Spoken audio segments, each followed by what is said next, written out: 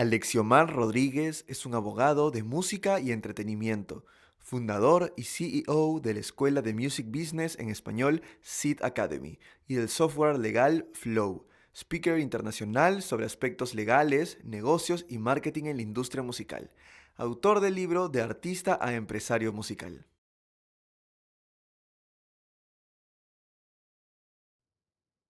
Ya estamos, en vivo.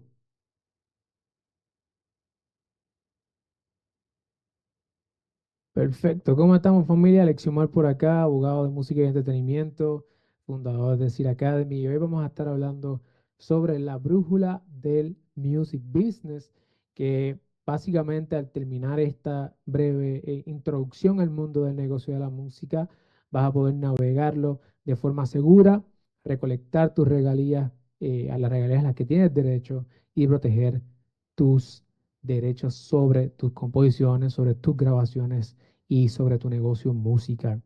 Déjame cuáles tus preguntas que al final las vamos a estar contestando. Si no nos conocemos todavía, pues ya yo llevo más de 5 años trabajando exclusivamente como abogado en la industria de la música y luego de ayudar a sellos discográficos, artistas independientes, productores, managers, incluso otros abogados en distintas áreas del derecho, desde Puerto Rico, Estados Unidos, República Dominicana, México, España, Guatemala, pues hoy vamos a estar compartiendo contigo algunas de las lecciones que hemos aprendido en el proceso, pero de una forma diferente. Vamos a contar una historia, así que necesito un poquito de tu imaginación para que podamos sacarle el mayor provecho. Así que voy a presentar aquí en breve la presentación que he preparado para ti y la tenemos ya acá. Bueno, necesito entonces un momentito que me utilices un poco la imaginación, que conectes con ese niño o esa niña interior y que cierres los ojos un momento y que te imagines que estamos lanzándonos desde un avión y de momento mientras vamos bajando nos encontramos con esta vista. Y es que el mundo del music business es como un mundo mágico con tres regiones. Vamos a entrar a un mundo diferente, un mundo que muchas personas lo ven desde arriba, pero no lo conocen. Y tú y yo hoy nos vamos a adentrar, vamos a profundizar en este mundo. Y como puedes ver, este mundo tiene diferentes regiones. Vamos a comenzar nuestro recorrido por un lugar que se llama Melodilandia, que queda aquí a mano izquierda. Luego nos vamos a mover a Sonópolis y pasaremos brevemente por Emporio. Si al final de este proceso tú quieres aprender más, también te voy a compartir algunas alternativas para que te sigas educando y profesionalizando sobre el negocio de la música. Melodylandia, nuestra aventura comienza aquí. Esta es la tierra del music publishing. Todo gira en Melodylandia alrededor del elemento más importante de la música, que es la composición musical. Si tú escribes composiciones, si tú escribes canciones, letras, melodías, esto es bien importante para ti, o si trabajas con personas que componen. La composición es como un diamante mítico, multicolor y resplandeciente, que está forjado en las profundidades de esta tierra encantada. Y su creador es el compositor o la compositora. Y esta persona es bien importante porque es como un hábil artesano que con su martillo, trabajando arduamente, le da vida a estas piedras preciosas que están compuestas por una mezcla única de melodía, ritmo, armonía y en muchas ocasiones también letras. Así que si tú escribes letras, si tú escribes música, si tú escribes instrumentales, ritmos, tú eres un compositor. Y el compositor, cuando termina de componer, en ese momento, de manera automática, ese diamante se transforma en un guantalete como este. El guantalete le llamamos el copyright. Y de hecho, al copyright sobre la composición en muchas ocasiones se le llama el publishing. Entonces, el copyright es como un guantelete que tiene 5 derechos o gemas poderosas. Y estas gemas le otorgan al titular, al dueño de la composición, que quién es, la persona que la escribe, le otorga un poder exclusivo que le permite decidir quién puede reproducir esa obra, quién puede preparar trabajos derivados y reproducirla, por ejemplo, en las plataformas como Spotify, trabajos derivados como hacer traducciones o utilizar pedazos para otras canciones y seguir creando nuevas versiones de esa, distribuirla, interpretarla públicamente y mostrarla, como por ejemplo en un karaoke o a lo mejor cuando estás en Spotify y estás leyendo la letra o en el video oficial que tiene la letra. Cada uno de estos usos están protegidos bajo el derecho de copyright. Entonces, la persona que compone la composición automáticamente tiene estos derechos. Alexiomari, ¿qué pasa cuando hay más de una persona que componen? Hay más de un hábil artesano trabajando en ella. Pues ahí es que nacen la, este concepto tan importante, que son como dragones, y son los contratos musicales. Los contratos musicales en este mundo son como unos dragones que nacen cuando las personas hacen un pacto. Así que cuando una persona hacen un pacto, llegan a un acuerdo, nace un dragón. Utiliza la imaginación, te dije que esto hay que ir imaginándonos para que sea lo más fácil posible, ¿no? Entonces, ese dragón, que es un contrato, siempre que veas un dragón, ¿es un qué? Es un contrato. Entonces, un contrato es un pacto. Pues el contrato más básico es el contrato del split sheet. Aquí le llamaremos el split. Y ese split lo que se va a asegurar es que los co-compositores o los coautores o los creadores, co-creadores de una composición, todos reciban lo que le corresponde según lo que acordaron en el split. Así que el split es un dragón que está pendiente a que los que compusieron reciban lo que le corresponde. Si usted no tiene un contrato por escrito y usted y otra persona co-crearon, es decir, Natalia y yo escribimos una canción, Natalia Larrea, que está aquí con nosotros, que es de mi equipo, ella y yo escribimos una canción, si nosotros no tenemos un contrato, la ley dice que nos vamos 50-50, aunque ella haya hecho más que yo. A menos que nosotros tengamos un split. En el split nosotros vamos a acordar cuánto va a ser ese porcentaje y a lo mejor es 60-40 o 70-30. Para eso se necesita un split.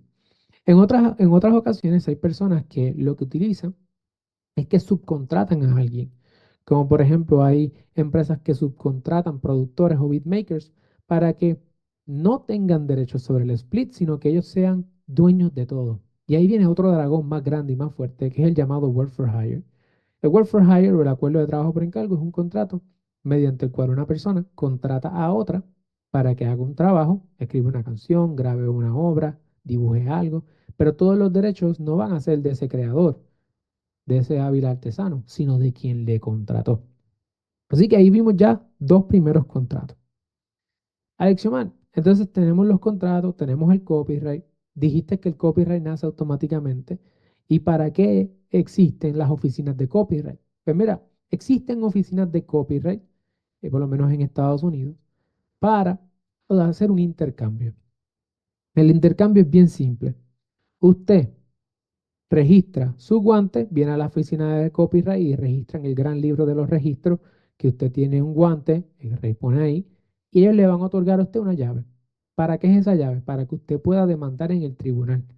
Porque cuando usted quiere demandar a alguien o pedirle a un tribunal, una corte de derecho, que, que una persona le paga a usted o que una persona deje de hacer algo con su obra, el tribunal va a ir por los libros y si en los libros su copyright no está registrado, usted no va a tener una llave para poder entrar a esa corte.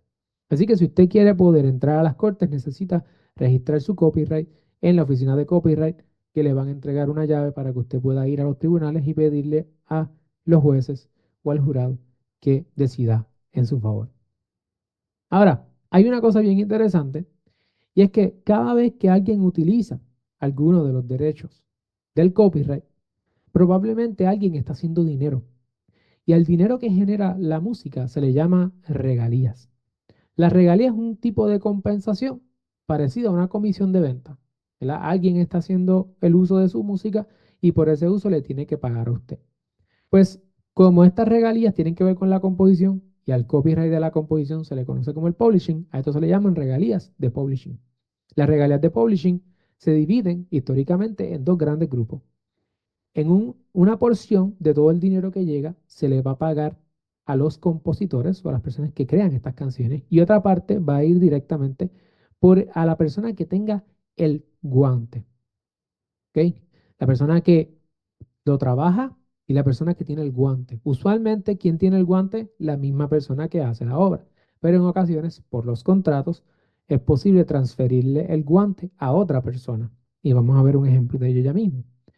Así que si usted es la persona que escribió, que creó el diamante y también tiene el guante, lo posee, posee el publishing, usted recibe ambos dineros, ¿ok? Ambos grupos. Si usted transfirió ese guante a otra persona, entonces esa otra persona recibe la parte que le corresponde al guante, que le llamamos el publisher share.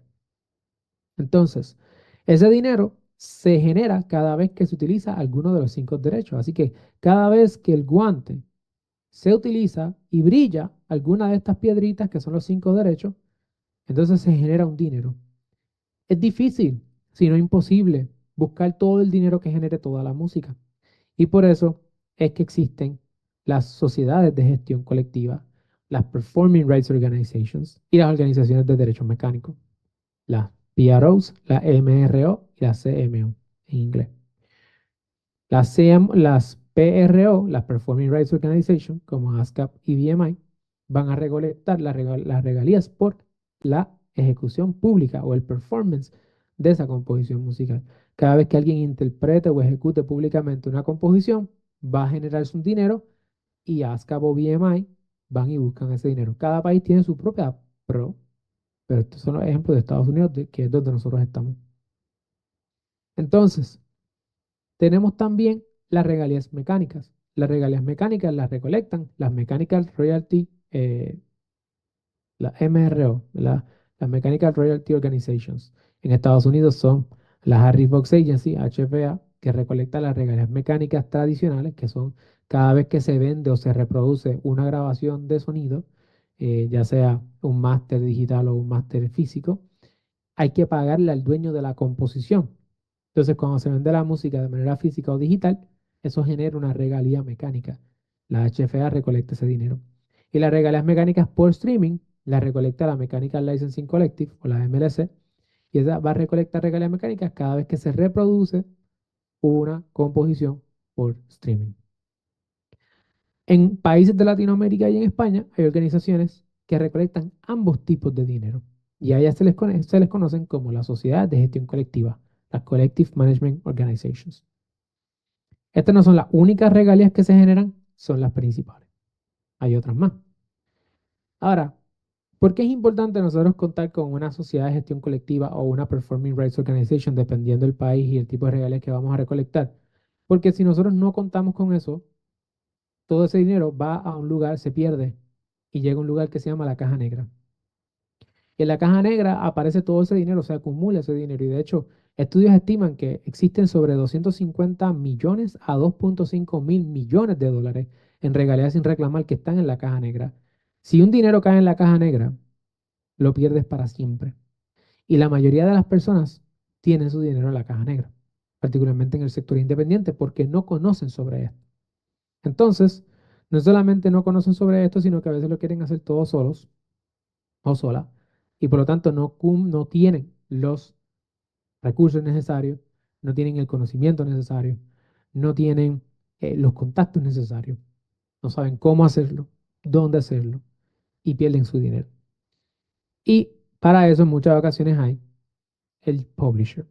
El publisher o la editora musical es un tipo de empresa, en este caso es un tipo de, digamos, de luchadora, de guardiana, que lo que hace es que posee el compositor, aquel enanito que estaba allí con el martillo, le va a dar el guante a ella para que ella se encargue de recolectar todo ese dinero en representación de el compositor.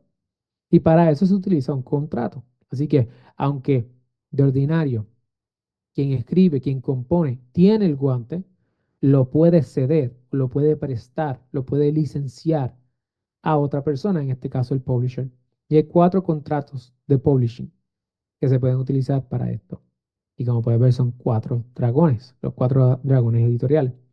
Está el contrato de administración de publishing, que el compositor le licencia al publisher durante un periodo de tiempo los derechos, le da el guante y él no va a ser dueño del guante, el publisher, sino que lo va a poseer por un periodo y durante ese tiempo va a hacer el trabajo de un publisher, recolectar el dinero, proteger las canciones y buscar nuevas oportunidades de monetización.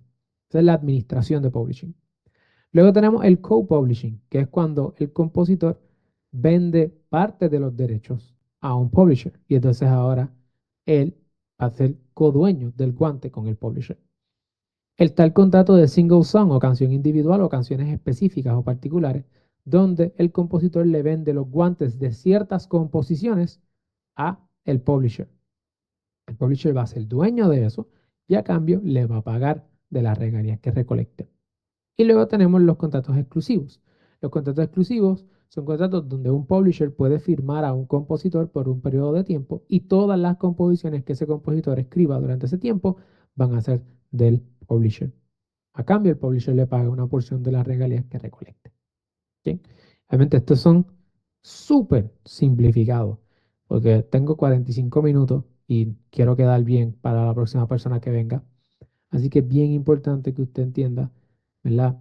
Que esto es un resumen de conocimiento que nos ha tomado más de 5 años nosotros poder acumular. Terminamos ya con el mundo de Melodyland y el mundo del music publishing. Ahora nos vamos a transferir a la próxima región, que se llama Sonópolis. En Sonópolis le conocemos como la ciudad del máster o de la grabación de sonido. Y es que si bien es cierto, solamente puede existir una composición musical, una fórmula única entre letra, melodía, armonía, ritmo, pueden existir infinidad de grabaciones de personas interpretando esa canción. Por ejemplo, los covers, ¿verdad? Existe una canción, pero muchas personas pueden grabar diversas versiones de esa única canción.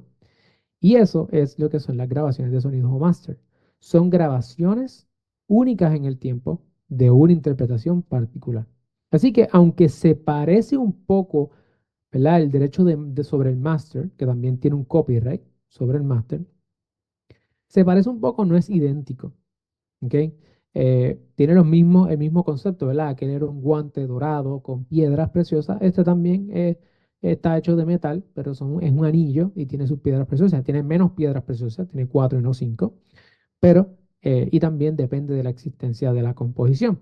Pero en el máster hay unos derechos de reproducción igual, de obras derivadas como los sampleos o las muestras, de interpretación digital en los Estados Unidos y de la reproducción. Entonces, usualmente quien es parte de la grabación de sonido o el máster es el artista intérprete. Entonces, el artista intérprete es la persona que interpreta, ¿verdad? Esa composición musical. Puede que la haya compuesto, es posible, pero no siempre es el caso. Luis Miguel, por ejemplo, no componía sus mejores éxitos, si es que alguna vez compuso algo. Así que existen muchísimos artistas que son solamente intérpretes, pero que no son compositores, y por eso hay que hacer la distinción entre ambos roles. También, en vez de ser un artista, es posible que sea una banda o una agrupación musical, en cuyo caso, pues todos ellos, los músicos, los artistas, son parte de esa grabación de sonido. Pero la grabación de sonido no se da en el vacío, porque también tenemos a personas que lo hacen posible, que son los llamados productores musicales.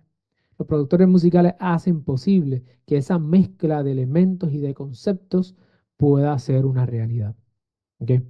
Entonces, todas estas personas son parte del proceso de la creación de esa grabación o máster. Y todos ellos le va a aplicar lo mismo. Van a ser codueños sobre los derechos del máster a menos que tengan un contrato por escrito. Y ese contrato por escrito igual pudiera ser un tipo de split sheet, igual puede aplicar el work for hire o pueden aplicar otros contratos más complejos. Una pieza importante aquí son las disqueras o los sellos discográficos, los record labels, que son como reinas de toda esta área de Sonopoly. Y la disquera usualmente es la empresa que se dedica a invertir, ya sea monetariamente, o sea, dinero o conocimiento o contactos, hay diferentes cosas que se pueden invertir sobre un proyecto musical y va a tener un interés. ¿Qué interés? Depende del contrato. Y cada vez esto está evolucionando todos los días. Así que lo que tradicionalmente era no necesariamente es ahora. Por eso estos son jugadores claves o palabras claves, pero esto siempre está evolucionando. Independientemente del negocio que haya, el máster genera su propio tipo de regalía. Y hay dos grandes grupos, no son los únicos, pero son los principales, el mismo análisis de la composición. Y es que tenemos unas regalías por la distribución. Cada vez que la música se lleva a alguna plataforma como Spotify, YouTube o cualquiera de las plataformas TikTok, eso genera un dinero, ese uso, y ese dinero viene a través de la distribución de la música.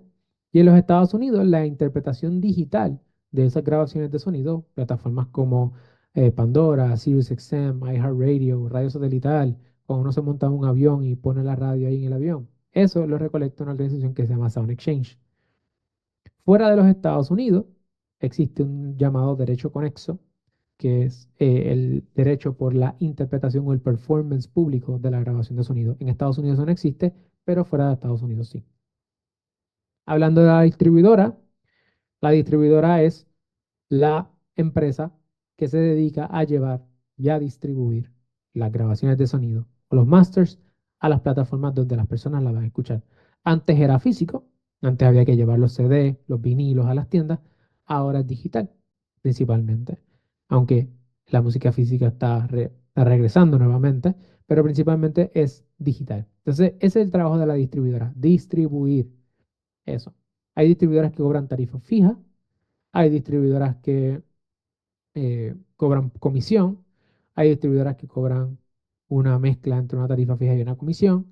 Todo va a depender del tipo de servicio. De nuevo, hay distribuidoras que parecen más sellos discográficos, hay distribuidoras que parecen más agencias de marketing. Esto está evolucionando, pero ese es el trabajo principal de una distribuidora. Y como mencioné, todo depende muchas veces de el contrato. Así que si habían dragones editoriales, también existen dragones discográficos. Los dragones discográficos o los contratos discográficos principales son estos tres. Pueden tener diferentes versiones y pueden evolucionar, pueden cambiar como los Pokémon, pero principalmente es uno de tres contratos. Tenemos el contrato de grabación, el recording, el que está más al final. El contrato de grabación o recording agreement es un contrato donde una disquera, un sello discográfico, va a invertir en un artista o en un proyecto musical como una banda o agrupación y lo firma durante un tiempo. Todas las grabaciones que se hagan durante el tiempo del contrato van a ser propiedad de la disquera. Todo esto tiene que estar por escrito. En Estados Unidos, si no hay un negocio por escrito, no hay transferencia de derechos de autor o copyrights. Así que de boca no sirve. ¿Ok? Quiero aclarar eso. Lo voy a seguir diciendo hasta que terminemos porque es bien importante esto. Las grabaciones, los recording agreements, son sobre las grabaciones, así sobre ese máster específicamente. Luego de eso, hubo un momento en la industria de la música que las grabaciones no estaban generando suficiente dinero, particularmente con la llegada de la piratería, y eso afectó el valor de la música, afectó las ventas de la música, y por lo tanto los sellos discográficos comenzaron a expandir a otras líneas de ingresos, como los shows en vivo, o las presentaciones, la mercancía, acuerdos con marcas, etcétera, y de ahí nació el llamado 360, que es el contrato que vemos aquí a mano izquierda, que incluye todas las fuentes de ingresos de un artista, no necesariamente la composición, usualmente la composición es aparte. Más importante que el nombre del contrato son las cláusulas y el contenido del contrato.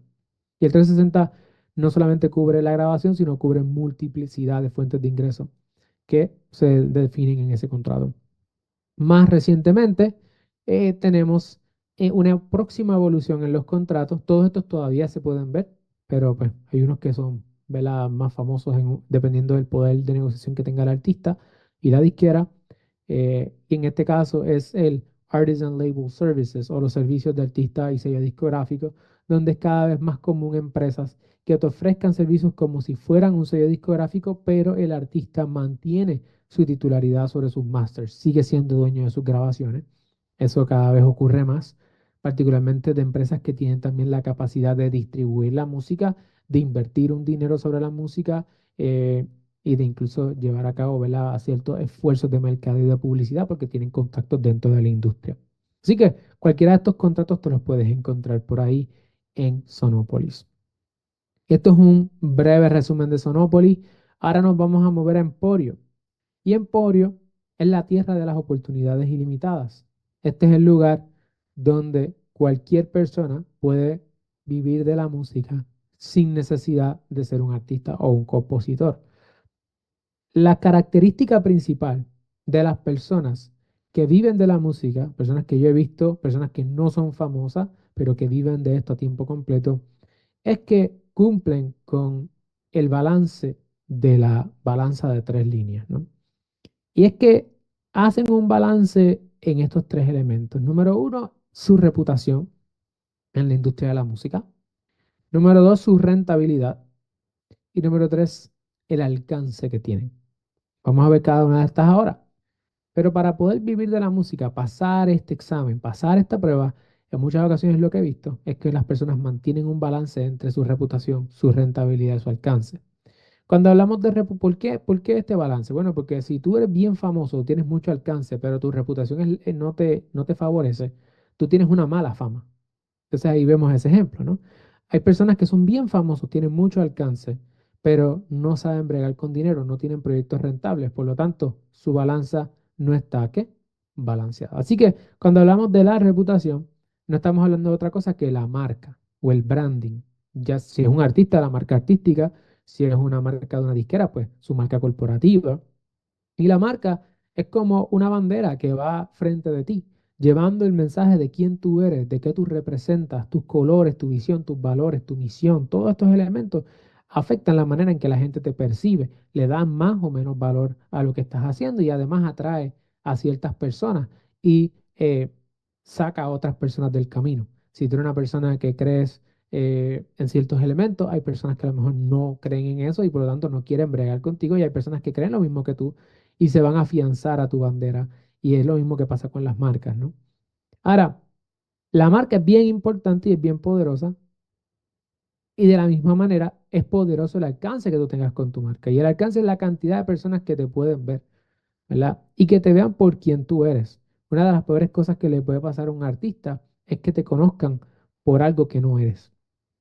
¿Por qué? Porque al final del día tú tienes que ser true to yourself, tienes que ser real a quien tú eres para que puedas tener un negocio que sea sostenible a tiempo completo y a largo plazo. Porque si tú estás haciendo las cosas porque otras personas o porque piensas que eso es lo que otras personas quieren, te vas a cansar y esto no es un maratón. Así, esto no es una carrera corta, esto es un maratón. Entonces, no podemos sacrificar nuestra marca por el alcance. Ojo, ¿verdad? No podemos sacrificar nuestra marca por el alcance. ¿Por qué? Porque entonces no mantenemos un balance.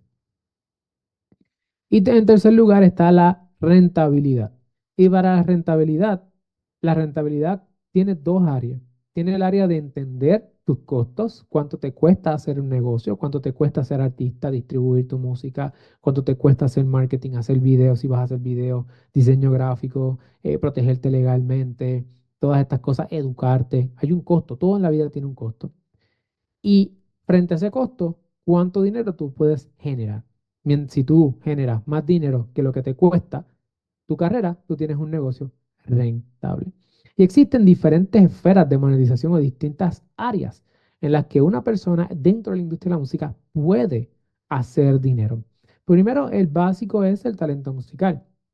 Si tú eres una persona que tienes talentos musicales, sabes cantar, sabes tocar, sabes hacer arreglos musicales, sabes hacer orquestación, sabes hacer todas estas cosas, tocas muchos instrumentos, ese talento musical es una forma de tú hacer dinero, probablemente como los que hemos visto, ¿verdad? A través de regalías, a través de servicios, tocando en vivo, etcétera.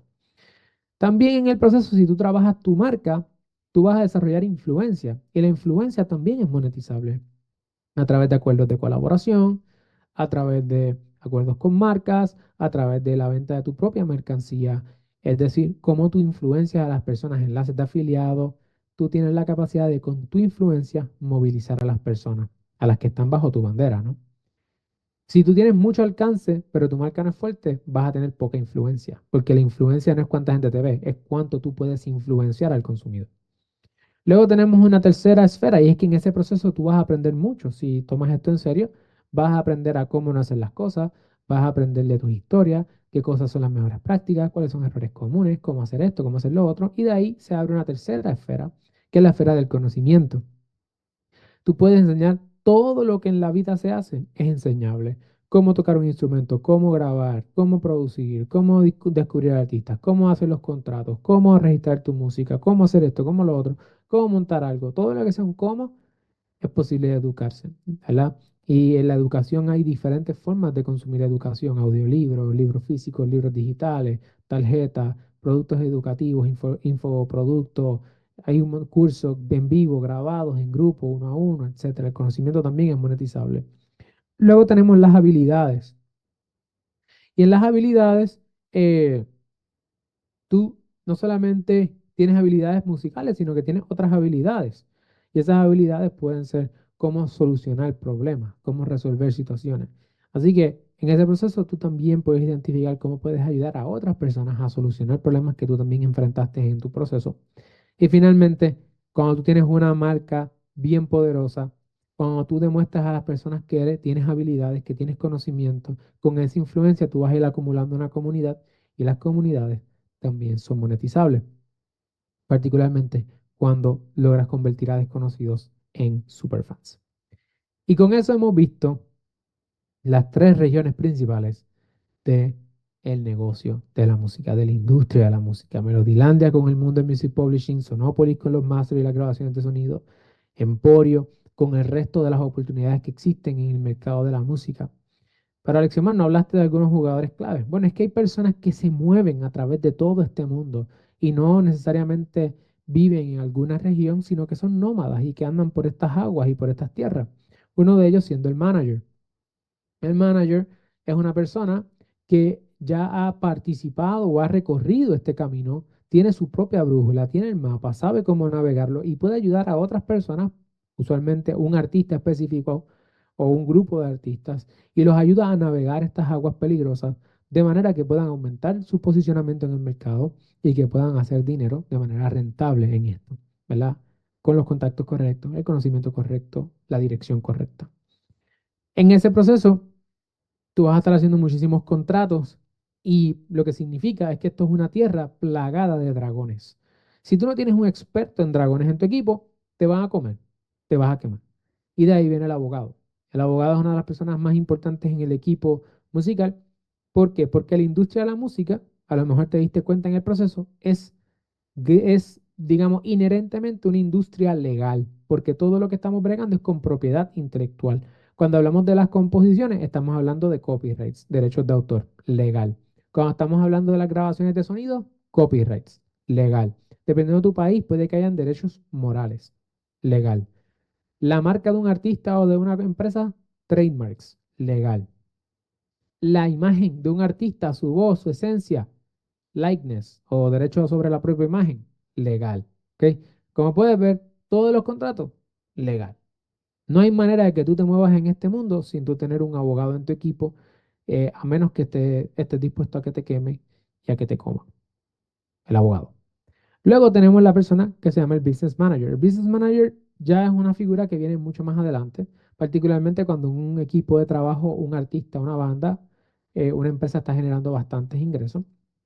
Y el business manager se va a encargar de los libros, de que todo esté cuadrando. Se fueron en una gira, cuánto dinero les costó, cuánto dinero generaron, ¿verdad? Cuánto se le pagó a cada uno, nómina, contratistas, empleados, taxes, asuntos contributivos de impuestos, etcétera.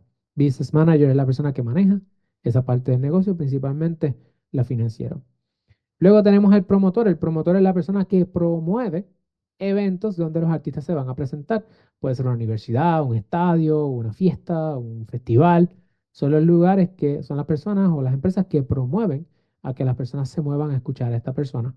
Y la persona que hace ese contacto entre el artista o el equipo del artista y el promotor en muchas ocasiones es un booking, un agente de booking. Booking viene de libros, de llevar los libros, pero realmente es de el booking del calendario, de la agenda y es la persona que busca oportunidades a través de todo el negocio de la música para llevar al artista a que más personas lo conozcan. Así que el booking o el booker está buscando promotores y oportunidades para poder llevar al artista a que cante si es que ese es el negocio de él.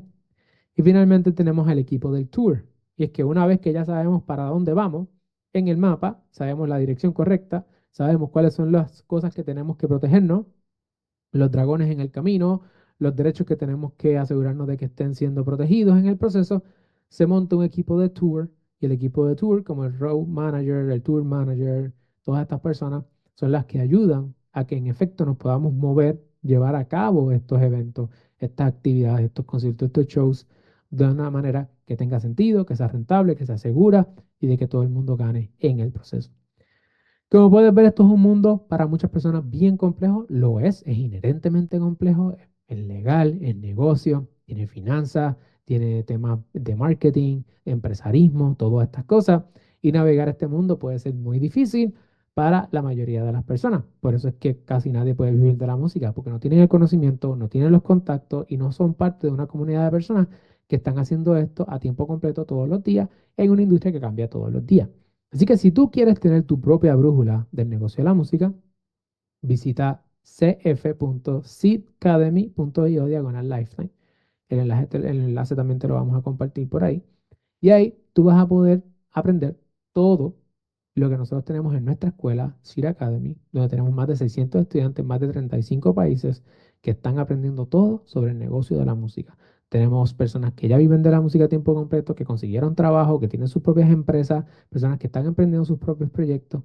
Tenemos una comunidad de sobre 165.000 personas a través de todas las redes sociales.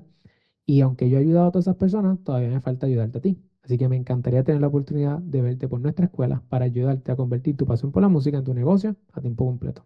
Y ahora podemos ir a las preguntas. Genial, muchas gracias, Alexiomar. Aquí tenemos un par de preguntas. Vamos con la primera. Hola, Alexiomar, un gusto saludarte. Te escribe Gabriel. Mi consulta es, ¿ves un futuro en el emprendimiento en la industria musical, en servicios de publishing, management? Claro que sí, hay muchísimas oportunidades, si no, no estuviese aquí.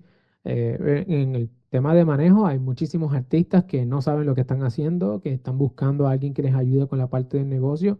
Y de la misma manera que hay emprendedores que comienzan sus empresas pero no tienen conocimiento técnico de cómo construir un producto, un software o el producto que sea que ellos vayan a trabajar. Hay artistas que se dedican a hacer su producto pero no tienen a alguien en la parte del negocio y están buscando emprender o coemprender empresas con socios y en muchas ocasiones esos socios son los managers. Ese es desde el punto de vista de manejo. La parte del publishing no tiene que ver con la persona como tal, sino con la composición específicamente. El publishing es una de las áreas dentro de la industria musical que más está creciendo. De hecho, los índices de crecimiento del publishing son mayores a los índices de crecimiento de los masters. Así que cada vez hay más dinero en el mundo de las composiciones musicales o del music publishing. Genial, gracias. Y la última pregunta.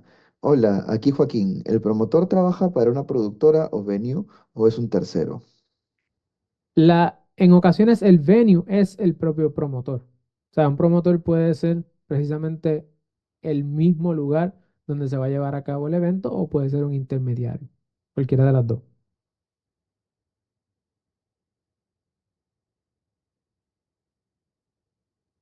Genial. No tenemos más preguntas.